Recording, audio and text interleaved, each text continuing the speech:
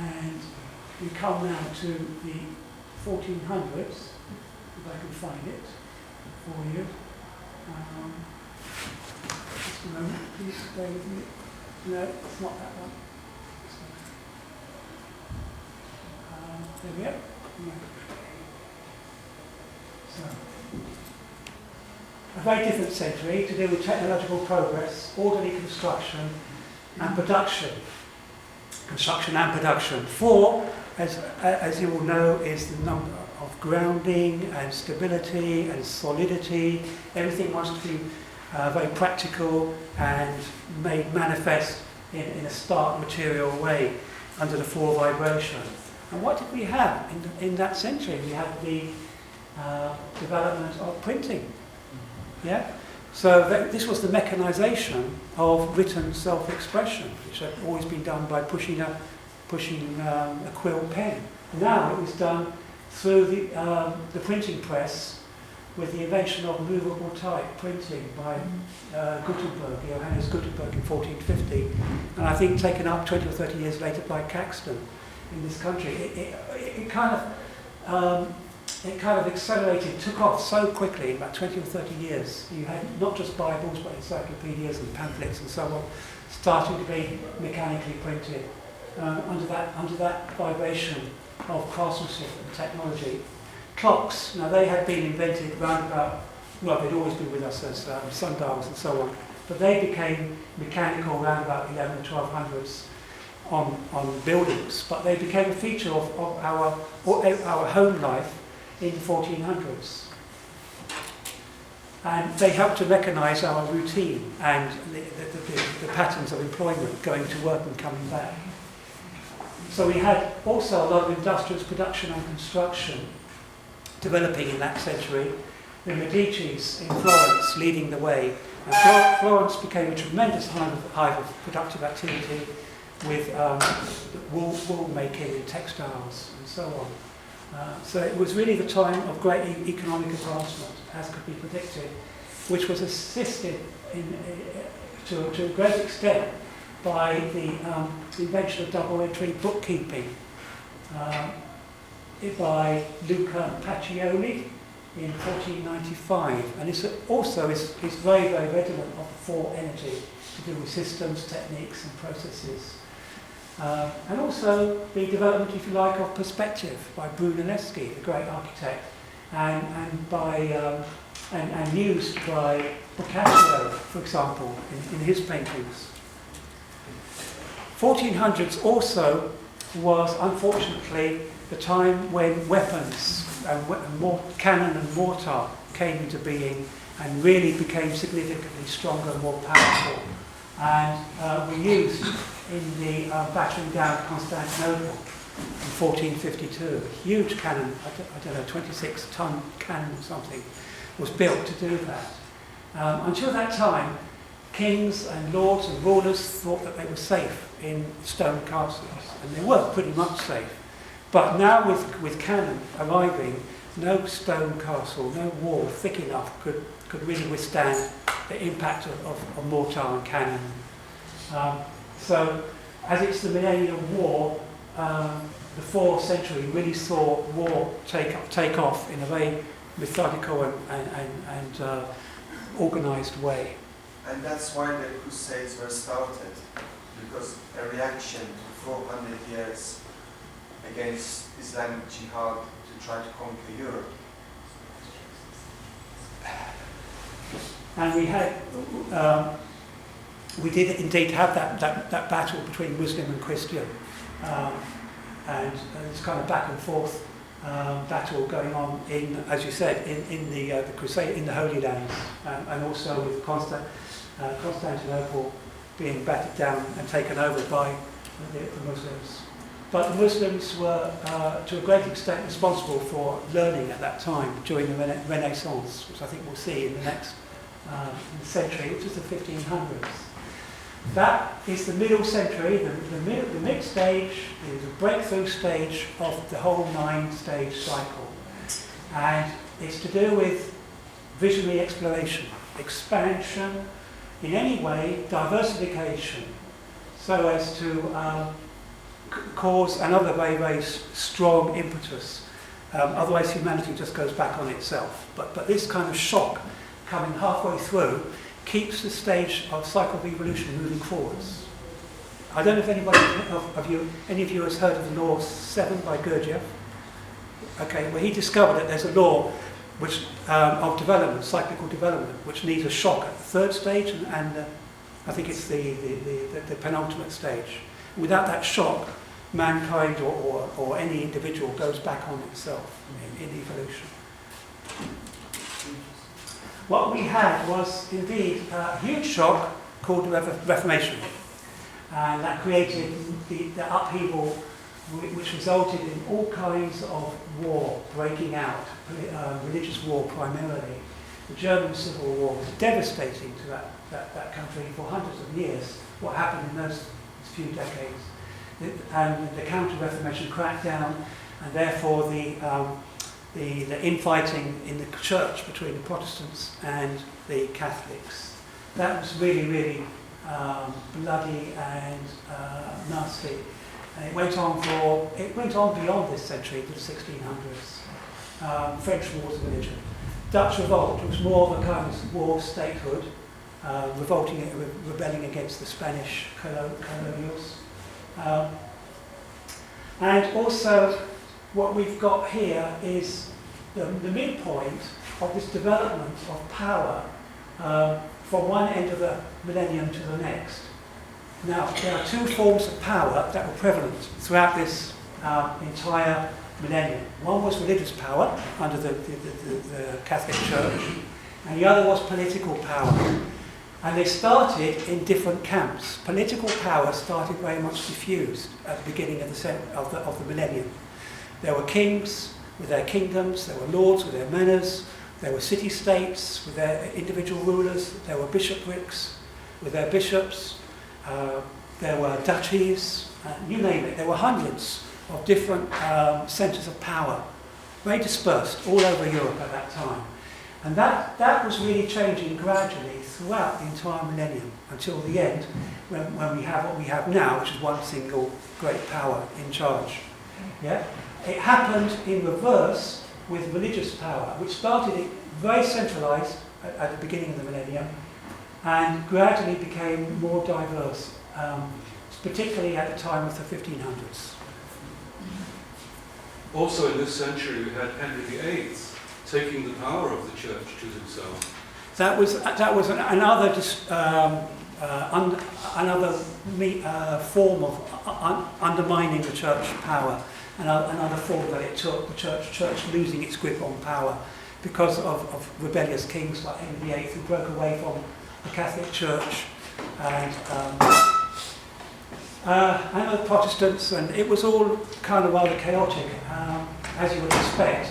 But I believe that is part, if you take a more kind of longer view on this, I believe it was because you had these two forces going in opposite direction and meeting each other halfway through their development, through their respective developments around about the 1500s. Also, we had tremendous expansion happening in terms of exploring the world. We had, just at the very beginning of that century, we had Columbus and his trips to the New World, discovering, so he thought, the New World. Well, we had various other explorers too. Malacca visited by the Portuguese, the Caribbean, by Ponce de Leon, Mexico conquered by Cortez, Hernan Cortez, the world circumnavigated by Magellan, Peru conquered by Pizarro. You know, what a plethora of exploration and discovery there was during the 1500s, exactly in tune with the five vibration. You also had the Renaissance that I mentioned earlier, which was the rediscovery of ancient learning. The Christians had burnt all the books by Plato and Aristotle, but they were saved and in large part by Muslims who translated them, or which were translated from them with their Muslim help in Toledo, for example. And Leonardo and Michelangelo, Raphael, they also came to a kind of peak of artistic greatness at that time. So it was a time of new horizons and a rebirth, literally a rebirth, a renaissance in art. But where does that word renaissance, or sorry, not renaissance, but revolution, well, yeah, revolution, where does that come from? It actually comes from Copernicus and his discovery that the planets revolve around the sun. And that was in that particular century of revolution and renaissance. Also we had mystics with their revolutionary worldviews, Nostradamus in that century, Cornelius Agrippa, Vesalius. Erasmus, he was a critic of the church. You could become more critical by that stage and not be burnt at the stake.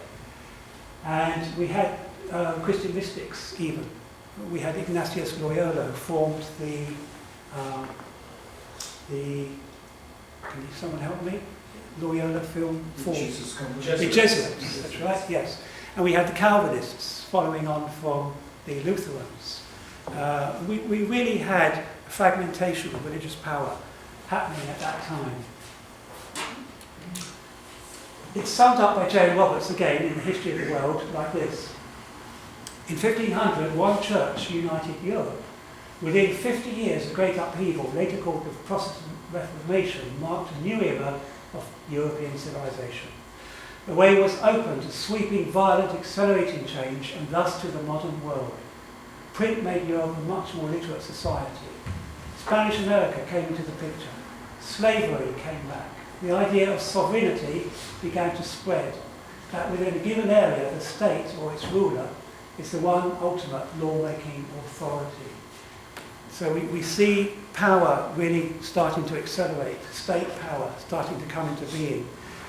One reason for this was that cities or city-states were now starting to come into being. So consider this, up until 1500, there were only 5 cities in Europe with a population of more than 100,000, up until 1500. Yeah? And this is when, because most people were living on the land in the country, working the land, and this is when that all really did change. So it's almost like a new cycle beginning in the 1500s, but it's actually the second half of the one cycle. 1600s, now, this sixth stage is a modest stage. All the even-numbered stages are modest development. That doesn't mean there's no change. It just means that development is more kind of more based on previous revolution, rather than starting a new revolution. It's developing what started in the previous stage. So, secular changes, social responsibility and restructuring we can expect. And just before I look at that, the colonisation naturally followed on from the discovery or the conquest of those foreign lands. The colonisation and administration of those lands. We had settlers arriving in Plymouth, Massachusetts in 1620. Jamestown in America had already been founded by the Virginia Company on the coast, on the east coast in 1607. So, we know Columbus supposedly discovered America in the previous century, but it started to be settled in a big way in that century of the 1600s. If we go back to political restructuring, this was a century of war, of political war, really. Now, that seems a funny thing. This is supposed to be the century of order, establishing order out of chaos, and settling and developing harmony among all the different parts. And yet, there was as much war during that century as any other, if not more. Why? The blue meme says it should be a time of bringing order and stability to all things. A divine plan should be there, assigning people to their places.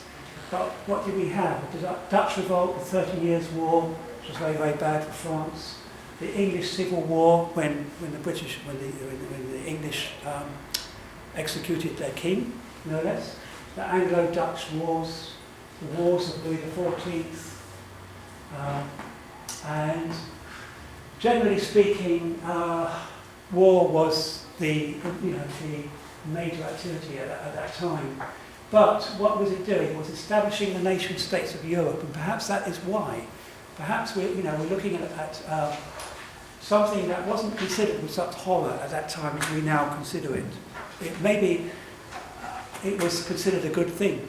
It kind of there have been writers, historians, who have said that even at the time that war enabled society to mop up its undesirables, the dregs of society, and it helped to establish the balance of power in Europe. And it also enabled rulers to justify raising taxes, because they were needed to pay for the war. But that kept the people poor and it kept the rulers rich. So this was a really significant time for the creation of the hierarchical power structure that we have inherited now in the 21st century, the 1600s, of political restructuring. It was also a time of imposing order on the natural world through science and philosophy. We had Galileo and Kepler carrying out their experiments and developing the scientific method. We had Thomas Hobbes and John Locke with their philosophies, socially oriented philosophies. Isaac Newton really stamping the end for magic and mysticism and anything non-quantifiable, although he himself was a great mystic and a firm believer in astrology and other things. But ironically, helping to bring to an end, belief in the supernatural, what we now call superstition, or what was called by the church superstition after that time. Francis Bacon and René Descartes, they also established principles founded on logic and rational inquiry. So that threw out the old way of philosophy. Okay, so 1600s also finally was the time for, as you would expect, in a sixth vibration century, urban renewal, infrastructural development. Most of Paris was rebuilt, the parts that we know now, in that time, same as Amsterdam. It was also a time, golden age for banking. Bank of Amsterdam was founded in 1605, 90 years later, the Bank of England. And that is when our perfidious banking system of lending money on interest, and charging interest on it, really took off big time. And that's when the powers that be really started amassing their great fortunes through that banking system, which we still are lumped with today. So we are now going to move on